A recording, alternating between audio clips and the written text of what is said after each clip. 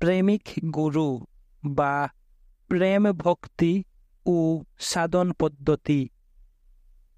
শ্রীমৎ স্বামী নিগমানন্দ পরমহংস প্রণীত। সাধন ভক্তি। আমরা পূর্বেই বলিয়াছি, প্রেম ভক্তি জীব মাত্রেরই স্বাভাবিক ধর্ম।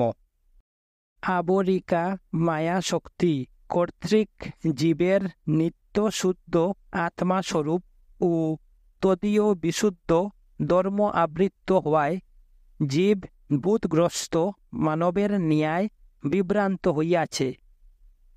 সাধু শাস্ত্র কৃপায় বিস্মৃত নিত্য সম্পদের উদ্দেশ্য হইলে সে ভগবান বিমুখ হইয়া ইন্দ্রিয় প্রেরণায় শিকার হৃদয়ে প্রেম ভক্তি প্রকটিত করিতে চেষ্টা করে।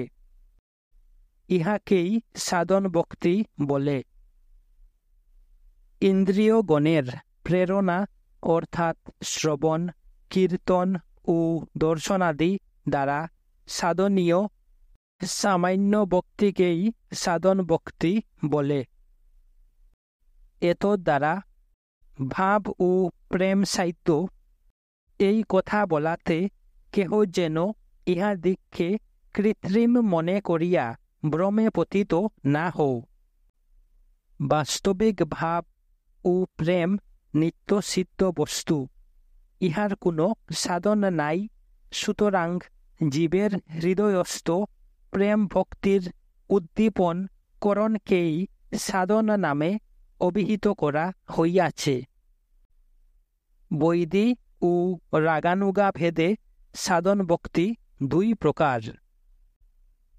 রাগের ও প্রাপ্তি হেতু অর্থাৎ অনুরাগ উৎপন্ন হয় নাই, কেবল শাসন ভয়েই যাহাতে প্রবৃত্তি জন্মিয়া পাকে তাহাকেই বৈদি ভক্তি বলে। ভগবৎ প্রাপ্তির জন্য রাগহীন ব্যক্তির উগ্র লালসা নাই, কেবল নরক ভয়েই ভগবৎ আরাধনা করিয়া থাকে। সুতরাং আরম্ভ দশায় সে কদাপি বর্ণাশ্রম ধর্ম পরিত্যাগ করিতে পারে না। সাশ্রম ধর্মানুষ্ঠানের ন্যায় ভগবৎ জনু কর্তব্য না করিলে শাস্ত্রবিধি উল্লঙ্ঘন বশত প্রত্যব্যয় ঘটাবে। এই মনে করিয়া বিধিভক্ত সাশ্রম ধর্মের সহিত শ্রবণাদি ভক্তির অনুষ্ঠান করিয়া থাকে। এতএব বৈদি ভক্তি সাত্ত্বিকী ভক্তিরই নামান্তর মাত্র। এই ভক্তিতে ভগবানে ঐশ্বর্য জ্ঞান বিদ্যমান থাকে।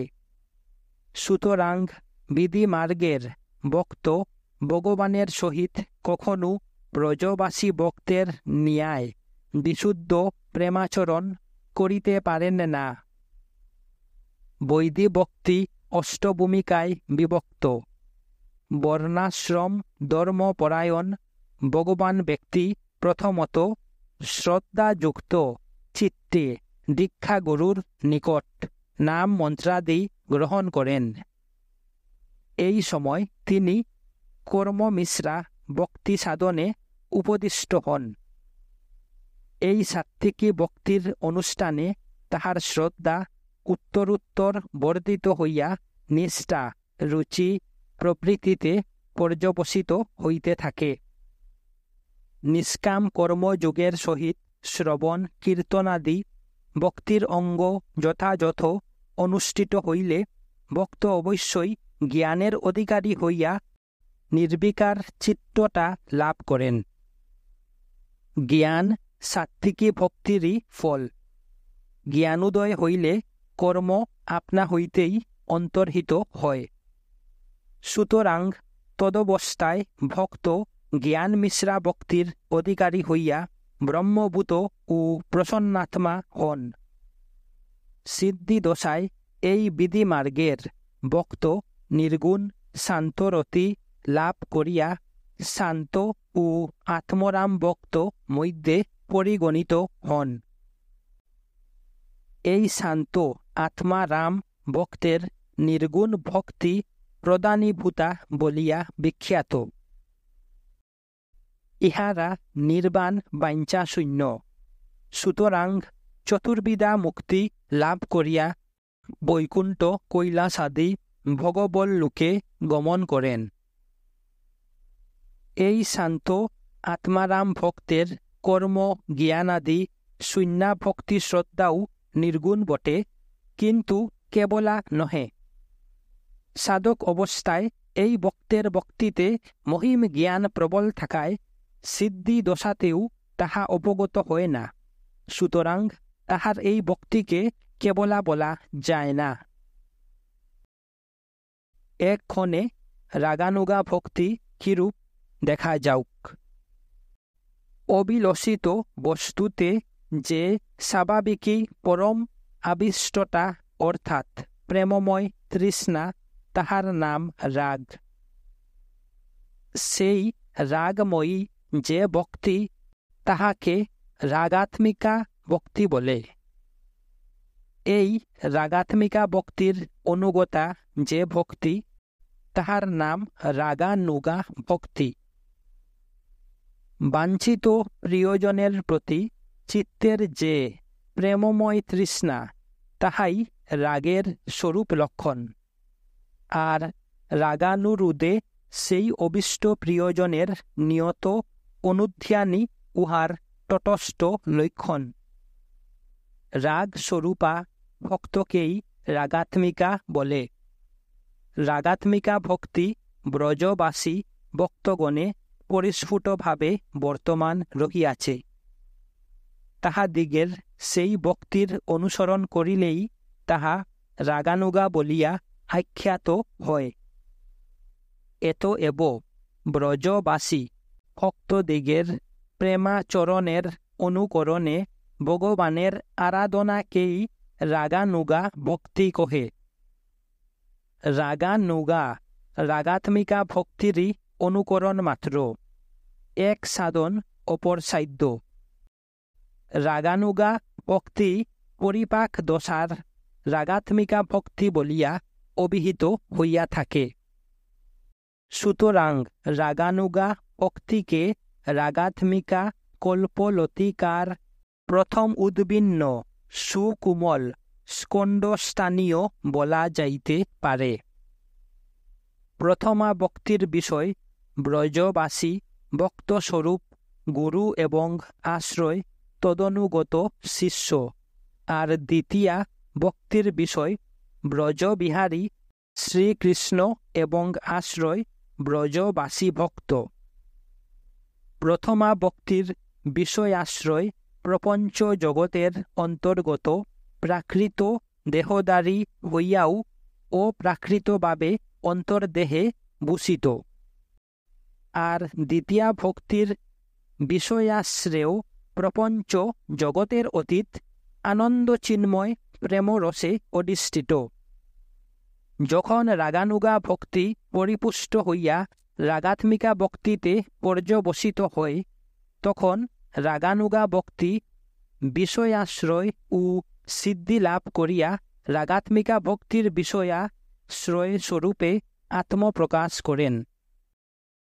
রাগানুগা ভক্তি প্রধানত দুই অংশে বিভক্ত, এক সম্বন্ধানুগা, অপর কামানুগা। যাহারা শ্রীনন্দ যশোদাদি গুরুবর্গ অথবা শ্রীদাম সুবলাদি বয়স্যবর্গের ন্যায় শ্রীকৃষ্ণের বাহ্যলীলা রস সুস্বাদের অভিলাষী, তাহাদিগের সেই স্ব সন্ধানুরূপ ভক্তিকে সম্বন্ধানুগা কহে। অপর যাহারা গোপী বা মহিষীদিগের ন্যায় শ্রীকৃষ্ণের সহিত শৃঙ্গার রসাদের অভিপ্রায় তদনুরূপ অনুকরণ করেন, তাহাদিগের সেই কামাত্মক ভক্তিকেই কামানুগা কহে। পুনরায় কামানুগা ভক্তি দুই অংশে বিভক্ত, এক সম্ভোগেচ্ছাময়ী, অপর তদ্ভাগেচ্ছাময়ী। যাহারা মহিষীদিগের ভাবানুগত তাহাদিগের ভক্তিকে সম্ভুগেচ্ছাময়ী ভক্তি বলে। এই ভক্তিতে মহিষীদিগের ন্যায় কিয়ৎ পরিমাণে স্বসুখ বাঞ্ছা, মহিম জ্ঞান এবং লোকধর্মাপেক্ষা প্রভৃতি অক্তিরোধকে ভাব বিদ্যমান আছে। অপর যাহারা লোক বেদাদি যাবতীয় ধর্ম পরিত্যাগ করিয়া ঐহিক পারত্রিক সকল সুখ সাধনে জলাঞ্জলি দিয়া গোপীদের নিষ্কাম ভাব ও পরম প্রেমময় স্বভাবের অনুসরণ করেন, তাহাদিগের সেই ভক্তিকেই তদ্ভাবেচ্ছাময়ী কহে। বৈদী ভক্তির ন্যায় রাগানুগা ভক্তি অষ্টভূমিকায় বিভক্ত। সাধু শাস্ত্র মুখে ভগবানের সৌন্দর্য, মাধুর্য এবং ভগবতের শ্রেষ্ঠ বাবাদি মাধুর্য শ্রবণ করিয়া কোনো সৌভাগ্যশালী ব্যক্তির অন্তঃকরণে তাহা পাইবার জন্য লোভ সঞ্চার হয়। তখন তাহার বুদ্ধি আর শাস্ত্র যুক্তির অপেক্ষা করে না, লোভনীয় ব্রজভাবেরই অভিলাষ করে। রাগাত্মিকৈক নিষ্ঠ ব্রজবাসী ভক্তদিগের ভাব প্রাপ্তির জন্য লোভ জন্মিলেই মানব রাগানুগা ভক্তি সাধনের অধিকারী হন। এই রূপ ব্রজভাব লুব্ধ ভক্ত স্বকীয় অভীষ্ট সিদ্ধির নিমিত্ত যথাযোগ্য উপায়ের অন্বেষণ করেন, সাধু শাস্ত্র সমীপে তত্ত্ব জিজ্ঞাসা করেন। তিনি শাস্ত্রের কৃপায় অচিরে জানিতে পারেন যে দীক্ষা গুরুপদিষ্ট গুণময়ী ভক্তি দ্বারা ব্রজভাব প্রাপ্তির উপায় নাই। ব্রজবাসী ভক্ত অনুগ্রহ করিলে শুদ্ধ প্রণয়র উজ্জুতে তদীয় হৃদয় আকর্ষণ করিলে ব্রজভাব ও ব্রজের ঈশ্বর সুলভ হন। সুতরাং ভক্ত তদবস্থায় কেবল লোভ পরতন্ত্র হইয়া ব্রজবাসী ভক্তের কৃপার প্রতি চাহিয়া থাকেন। তখন ভক্ত বিহিত যাবতীয় ধর্ম এবং শ্রুতৈব্য সমুদায় বিষয় পরিত্যাগ করিয়া তদীয় শ্রীচরণ কমলে আত্মসমর্পণ করেন। এই রূপ সর্বধর্ম পরিত্যাগ করিয়া ভগবৎ স্বরূপ শ্রী গুরুচরণে আত্মসমর্পণই কেবল ভক্তের প্রথম সোপান। বৈদী ভক্তিতে শ্রবণ কীর্তনাদি যে সকল সাধনাঙ্গ কথিত আছে, এই রাগানুগা ভক্তিতেও তাহার উপযোগিতা দৃষ্ট হয়। এই ভজন ক্রিয়া দ্বারা ক্রমশ নিষ্ঠা, রুচি প্রভৃতি লাভ করিয়া ভাবের অধিকারী হইতে থাকেন। যে পর্যন্ত ভাবের আবির্ভাব না হয়, সেই পর্যন্ত বৈদী ভক্তির অধিকার।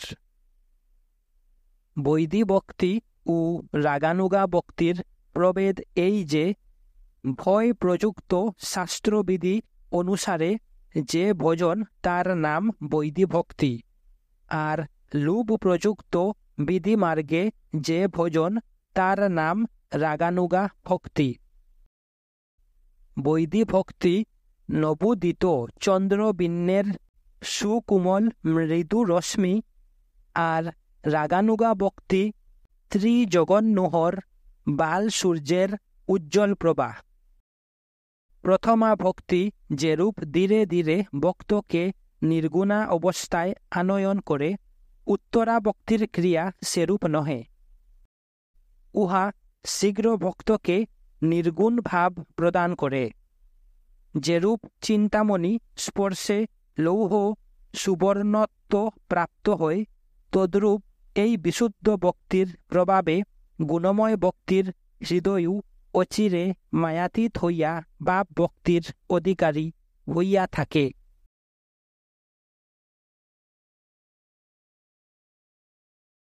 ভাব ভক্তি শ্রদ্ধা সহকারে সাধন ভক্তির উৎকর্ষ সাধন করিয়া ক্রমশ নিষ্ঠা, রুচি প্রভৃতি লাভ করিয়া পরিপক্ব দশায় ভাব লাভ হইলে তাহাই ভাব ভক্তি নামে অভিহিত হয়।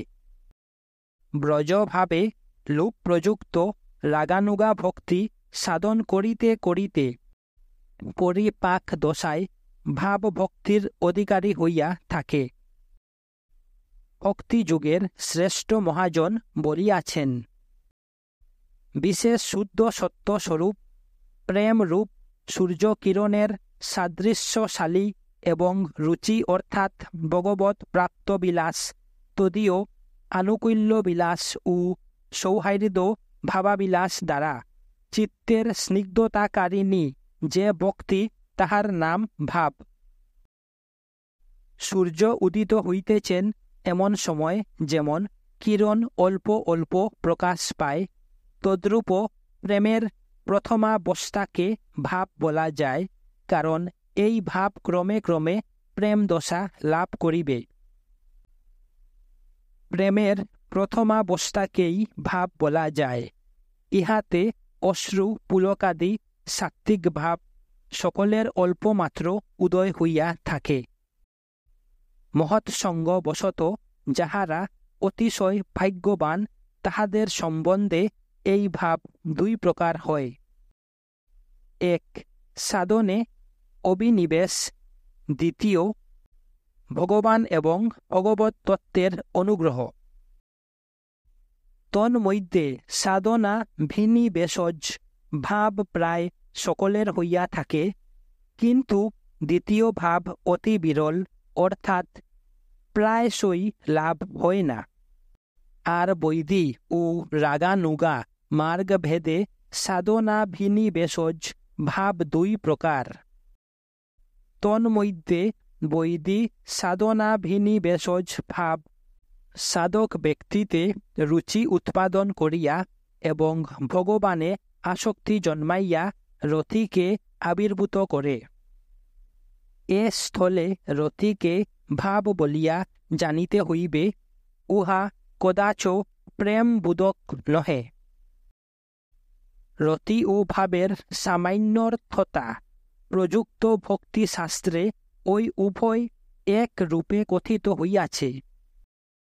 রাগানুগা সাধনা ভিনিবেশজ ভাব প্রথম হইতেই রতি লক্ষণা, সুতরাং ইহা ক্রমশ পরিপুষ্ট হইয়া প্রেম ভক্তিতে পর্যবসিত হইয়া থাকে। সাধন ব্যতিরেকে সহসা যে ভাব উৎপন্ন হয়, তাহাকেই ভগবান অথবা ভগবৎ তত্ত্বের প্রসাদজনিত ভাব বলিয়া উল্লেখ করা যায়।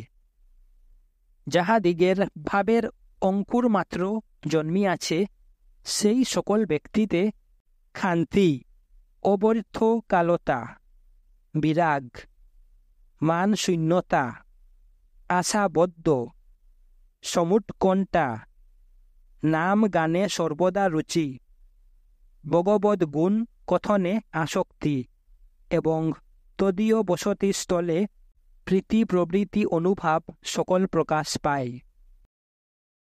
অন্তঃকরণের স্নিগ্ধতাই ভাবের লক্ষণ। ভক্তগণের ভেদবশত এই ভাব 5 প্রকারে বিভক্ত হয়, যথা শান্ত, দাস্য, সখ্য, বাৎসল্য ও কান্টা।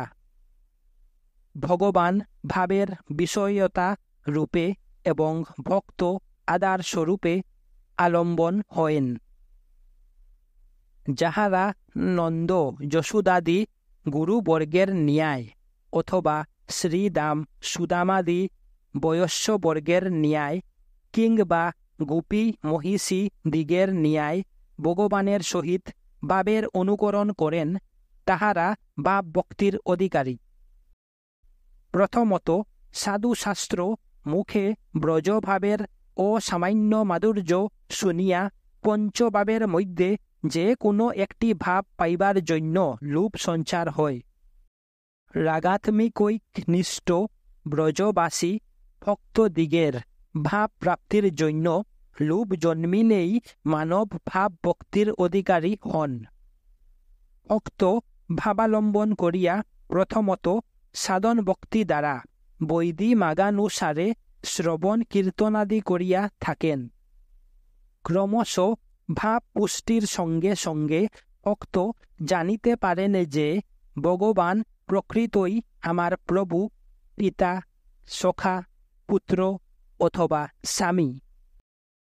স্বকীয় ভাবানুসারে ভগবানকে ভাবের বিষয় বলিয়া নিশ্চিত রূপে নির্ধারিত হইলে তাহার বুদ্ধি আর শাস্ত্র যুক্তির অপেক্ষা করে না। তখন তিনি মনে করেন যে সে আমার প্রাণ, আমার প্রাণের প্রাণ। তাহাকে পাইবার জন্য কঠোর নিয়ম সংযম, ব্রত উপবাস বা স্তব স্তুতির প্রয়োজন কি? আমি কষ্ট করিলে তিনি কি সুখী হইতে পারেন? ভগবান কিংবা ভক্তের কৃপা ব্যতীত ভগবৎ চরণ প্রাপ্তির উপায় নাই। তখন ভক্ত বিহিত যাবতীয় ধর্ম এবং শ্রুতব্য সমুদায় বিষয় পরিত্যাগ করিয়া তদীয় শ্রীচরণ কুমলে আত্মসমর্পণ করেন। প্রেম ভক্তির শ্রেষ্ঠ মহাজন কবিরাজ গোস্বামী বলিয়াছেন, সেই গোপী ভাবামৃতে যার লোভ যায়, বেদ ধর্ম ত্যাজি সে কৃষ্ণকে ভজয়। চৈতন্য চরিতামৃত।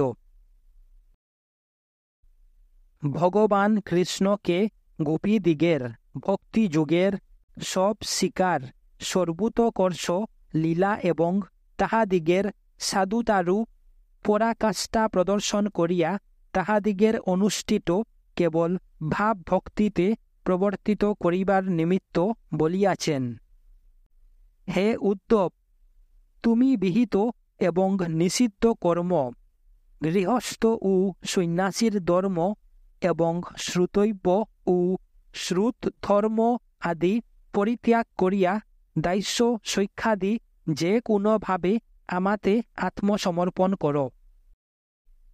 ইহাতে তোমার কর্মাধিকার ও জ্ঞানাধিকার থাকিবে না। তাহা হইলে আমার দ্বারাই তুমি নির্ভয় হইবে।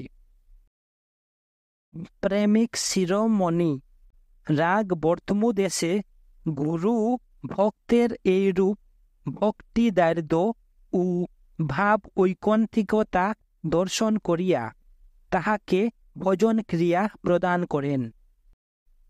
এই নিগুড় ভজন ক্রিয়া কর্ম জ্ঞানাদি শূন্য বিশুদ্ধ এবং ব্রজবাসী ভক্তের নিষ্কাম ও প্রেমের স্বভাব প্রাপ্তির একান্ত উপযোগিনী। ইহা দুই অংশে বিভক্ত, এক প্রাতিকূল্যের পরিহার, অপর আনুকূল্যের গ্রহণ। অবিদ্যা ও তজ্জনিত ইন্দ্রিয়াদির প্রতিকূলতা হইতে আত্মরক্ষা করিয়া ক্রমশ তাহাদিগের বশীকরণ প্রথমাঙ্গের অন্তর্গত এবং অনুকূল ইন্দ্রিয়গণের সাহায্যে নিত্যসিদ্ধা হ্লাদিনী শক্তির প্রকটন করিয়া মনোময় সিদ্ধ দেহের পুষ্টিবিধান উত্তরাঙ্গের অন্তর্ভুক্ত। এই ভজন ক্রিয়া দ্বারা ভক্ত অচিরে অনর্থের হস্ত হইতে নিষ্কৃতি লাভ করিয়া ক্রমশ প্রেম ভক্তির অধিকারী হইতে থাকেন। ভাবাশ্রিত ভক্তগণ জ্ঞান কর্মাদি ভক্তিরোধক বিষয় সমূহ পরিত্যাগ করিয়া থাকেন, তথাপি ওই সমুদায় জ্ঞান কর্মাদির ফল তাহাদিগের নিকট আপনা হইতেই উপস্থিত হয়। ভক্তি দেবীর দাসী স্থানীয়া সর্বসিদ্ধি তাহাদিগের সেবা করিতে অগ্রসর হয়। কিন্তু শুদ্ধ ভক্তগণ তৎসমুদায়ের প্রতি আদর প্রকাশ করেন না। এমনকি পঞ্চবিধা মূর্তি আসিয়া তাহাদিগকে প্রলোভিত করিতে চেষ্টা করিলেও তাহাদিগের রাগাত্মিকৈক নিষ্ঠ চিত্ত তৎপ্রতি আসক্ত হয় না। রাগমার্গের ভাবাশ্রিত ভক্তগণ সর্বদা ভগবানের মাধুর্য সাগরেই নিমগ্ন থাকেন। এই মাধুর্য স্বাদের গন্ধ যাবতীয় মুক্তি সুখ অপেক্ষা কোটিগুণ শ্রেষ্ঠ। এই হেতু তাহাদের হৃদয় মুহূর্তকালের জন্যও বিষয়ান্তরে অবিনিবিষ্ট হয় না। তাহারা নিরন্তর ভগবানের অনির্বচনীয় প্রেম রসার্ণবে পরমানন্দ সম্বরণ করিয়া থাকেন। ভগবান বলিয়াছেন, যিনি ঐকান্তিকভাবে ভগবানের আরাধনা করিয়া পরম প্রেম বলে অনুক্ষণ তাহার অসমূর্ধ মাধুর্য আস্বাদ করিতেছেন, তিনি ভাব ভক্তির সিদ্ধ ভক্ত বলিয়া পরিগণিত। ভাব ভক্তির সাধনক্রম হইতে ভক্ত চিত্তে রতির উদয় হয়, ভাবময় দেহের স্বতই স্ফূর্তি হয়। যখন রতি গাঢ় হইয়া প্রেম ভক্তিতে পর্যবসিত হয়, তখন ভক্ত স্বকীয় ভাবময় নিত্য দেহে নিত্য ভগবৎ সঙ্গ প্রাপ্ত হইয়া থাকেন। শ্রীমদ্ ভাগবত।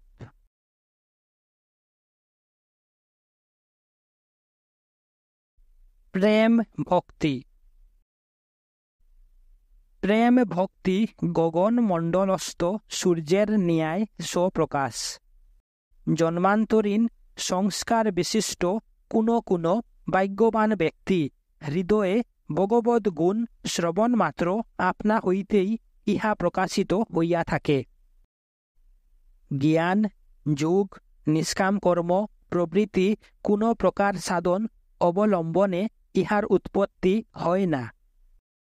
যে ভগবৎ ভক্তি অহেতুকী বলিয়া প্রসিদ্ধ আছে, তাহা কোনো প্রকার হেতু হইতে উৎপন্ন হয় না।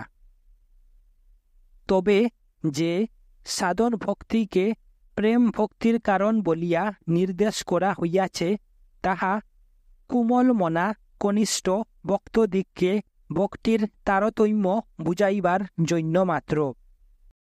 যে রূপ অপক্ষ আম্র কালক্রমে সুপক্ষ আম্রে পরিণত হয়, যে রূপ সুকুমার শিশুই কালক্রমে পরিণত বয়স্ক যুবা হয়, তদ্রূপ অপক্ষ সাধন ভক্তি পরিপাক দশায় প্রেম ভক্তি নামে অভিহিত হইয়া থাকে।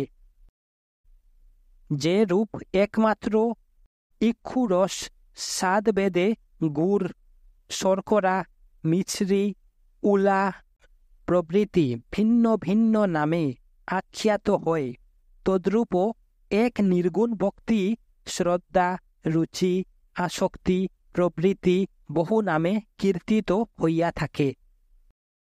ফলত ইহার সকল অংশই সর্বাবস্থাতেই আনন্দ চিন্ময় এবং ভগবানের ন্যায় শতপ্রকাশ। ভগবদক্ত জনের হৃদয়বর্তিনী ভক্তি দেবীর কৃপা হইতেই ইহার উদয় হয়, নতুবা এই বিশুদ্ধ প্রেম ভক্তি লাভের আর কোনো উপায় নাই। যাহা হইতে চিত্ত সর্বতোভাবে নির্মল হয় এবং যাহা অতিশয় মমতা সম্পন্ন, এরূপ যে ভাব, তাহা গাঢ়তা প্রাপ্ত হইলেই পাণ্ডিতেরা তাহাকে প্রেম বলিয়া কীর্তন করেন।